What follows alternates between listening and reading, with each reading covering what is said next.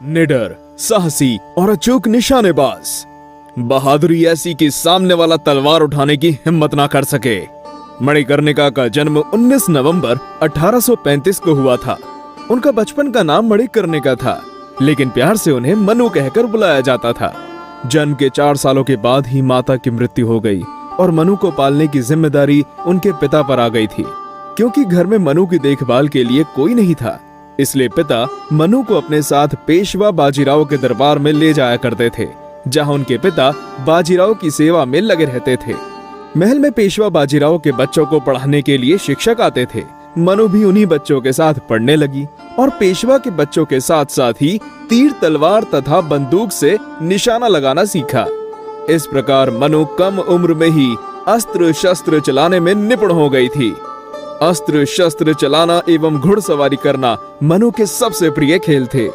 समय बढ़ने पर मनु की शादी झांसी के राजा गंगाधर राव से हो गई। शादी के बाद देवी लक्ष्मी के सम्मान में उनका नाम बदलकर लक्ष्मी बाई कर दिया था। रानी बनकर लक्ष्मी बाई को पर्दे में रहना पड़ता था, जो कि उनको बिल्कुल भी पसंद नहीं आया। उन्होंने किले के अंदर ही एक व्यायामशाला बनवाई और शस्त्र चलाने तथा घुड़सवारी के लिए आवश्यक प्रबंध किए, जिसमें उन्होंने स्त्रियों की एक सेना भी तैयार की। कुछ समय के बाद रानी लक्ष्मीबाई ने एक पुत्र को जन्म दिया, लेकिन कुछ ही महीनों के बाद बच्चा गंभीर रूप से बीमार हुआ और उसकी मृत्यु हो गई। सन 1853 में राजा गंगाधर राव का स्वास्थ्य बहुत अधिक बिगड़ जाने पर दरबारियों ने उन्हें पुत्र गोद लेने की सलाह दी, तो राजा ने अपने ही परिवार के एक बालक आनंद राव को गोद ले लिया और बाद में उसका नाम बदलकर दामोदर राव रख दिया। और बच्चे के दूसरे दिन ही राजा गंगाधर राव का 21 नवंबर 1853 को दिल का दौरा पड़ने से उनका निधन हो गया। उस समय भारत के बड़े भूभाग पर अंग्रेजों का शासन था।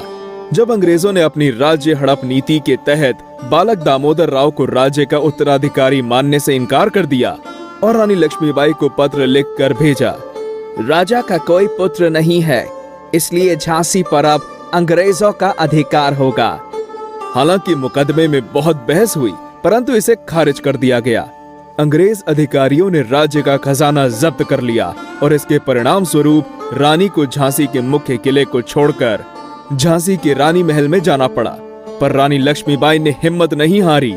सन 1857 में रानी लक्ष्मीबाई ने झांसी की सुरक्षा करने का निश्चय कर लिया और सेना को तैयार किया, जिसमें कि महिलाओं की भर्ती की गई और उनको युद्ध का परीक्षण दिया गया। सन 1858 में अंग्रेजी सैनिकों ने झांसी की ओर बढ़ना शुरू कर दिया और कुछ समय में शहर को घेर लिया।